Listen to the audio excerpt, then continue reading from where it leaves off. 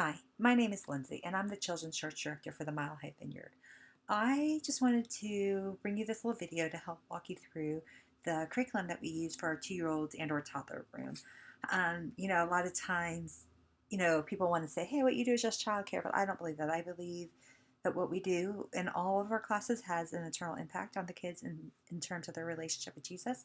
And, even at a young age, such as walkers and 2-year-olds, as they are actually already starting to form what they believe about Jesus. And so, waiting until they're older in the preschool room, I think is actually too late. We can't wait until then. And so when we provide you curriculum, the goal is to give you just simple ideas to help introduce Jesus to the kids and to help them start exploring the different stories about who God is. So I'm just going to walk you through our curriculum so that it hopefully will help you understand just a little bit about how to execute it. Because I know sometimes when you look at things, you're just like, I'm not sure. So this hopefully will just help make things a little clear for you. So the curriculum we use for our twos is called True Fire Blessings. And this is the front page of it. And then just so you know, up here, these are the story, like the Bible stories. This is the actual title, so like the feeding of the 5,000, and then obviously we'll have the date of the Sunday. Jesus Cares. This thing right here is important because this is ultimately what the entire lesson is centered on, right? So everything we do in the lesson, the story, all the activities, games, whatever, everything should be pointing back to the fact that we should be teaching kids that Jesus cares for them. And then the schedule right here is just let you know kind of like the order of things throughout the curriculum. The first thing that you guys will actually notice about your curriculum are these sections called Inspire, Equip, and there's one called Support on the next page. These 3 sections are actually designed for you guys as the leaders in the classroom. They help just to give you opportunities to reflect on what you're going to be teaching the kids. They ask you some questions to help internalize it. Because the great thing is, whether you're a brand new believer, whether you're still on your journey with Jesus, we're all on our journey with Jesus, but whether you're a brand new believer, whether you've been following him for a while, the reality is if we haven't spent time before the Lord on what we're about to teach the kids, it's not going to be nearly as effective as if it was coming from our heart. So these devotionals are just a really great way for us to connect ourselves as leaders. And like I said, whether you're a new believer or even if you've been following Jesus for a while, it's great. I mean, I read them and I still, really get to hear a lot from the Lord about them before I go in and teach the kids. So take, they're like 5 minutes long. It's not a lot of, time or anything like that. So you can just very easily just read and follow through that. So with a 2-year-old, we always will give you one section under the Connect. And this one, you can't really tie it to the lesson yet because you haven't, the story yet because you haven't taught it, but it just helps to introduce the topic. So, if it's Jesus feed the 5,000, so here it's like, where are the fish? So, we're going to start talking about fish, and the kids love, so they're like, oh, fishies. And, they ask you hey, how many fish did you find? And so it's just a way to really start introducing the story to the kids. After that, we have the Bible story. And we call it the Great Big God Story, which I love because the reality is we are all a part of God's story, right? And so the point of this curriculum is to help the kids to realize, hey, I'm a part of God's story too. And then this is across all of our curriculum. So I love how we call it the Big God Story. So then they have Gather, and this is kind of like the intro to your Big God Story. And this part is kind of fun with the kids. So we use a puppet called Hamilton. He's a really cute little hedgehog. The kids love him. Every time I go in the 2-year-old room, I always see my daughter with him on his hand. She probably steals him after the story. But the kids just really love puppets, Hamilton, anything cute and soft. So again, we have that ponder point of Jesus Cares. And then here is just a little here's a little song that you can sing. And that kind of just helps the kids transition in their mind from playtime to the story time. Hey, now we're going to be doing something different. So again, it seems a little silly, but if everybody does it every week, the kids, it'll start to create little triggers in the kids oh yeah, I know what's next. I know what's expected of me. And it helps them because, guys, consistency is key with all of our age groups. And so, we need all of our leaders to be doing this. So this little song is just to the tune of Mary Had a Little Lamb. So it's now it's time to hear God's word, hear God's word, hear God's word. Now it's time to hear God's word. So let's look in the Bible. So yeah, super simple, but just a fun way, like I said, to really help create that transition and consistency for the kids. And then you go into the story. You guys, this is 2-year-olds, right? They're young, so you got to make it quick. And the more engaging you can make it, the better. So, it'll give you list of stories, what you need, supplies or whatever. So there always will come with pictures. So there's images, or you guys, the other thing you can do with this story too is, if you're like, hey, I'd rather just read it from the toddler Bible in your classroom, go ahead and do that. So if you can look up Feeding of the 5,000, that story, um, you can read it straight from the toddler Bible. Here's the thing, whether you do it from the paper or whether you do it from the toddler Bible, I want you guys to hear.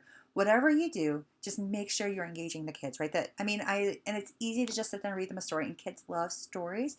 But the goal of this is we want the kids to realize that they're a part of God's story, and we want them to engage with it and interact with Jesus and explore who he is. So, gosh, probably about 2 months or so, I was teaching in the 2-year-old classroom, and it was Jesus Calms the Storm. And they actually, for their Connect activity, they had made, I had made a bunch of bags with the hair gel, and I put blue food coloring in it, and I let the kids squish it up so it looked like water. And then I had them bring it with them to the story. And then, when it's like, oh, it's storming, I had them like shake their water, and then I made them calm, and they were rocking it like a boat. Do you know, like 2 months later, my daughter will still be like, Jesus calmed the storm. So super simple. It wasn't like a lot of effort. I didn't have to, make them get up, run around.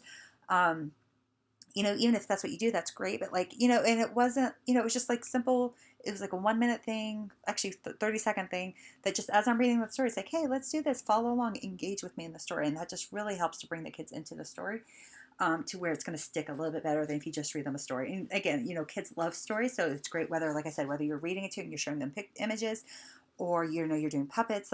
And that's the other thing about the stories. They will give you different ways to engage the kids in the story, because every kid learns different, and as we involve their different senses, they're actually going to connect with it more.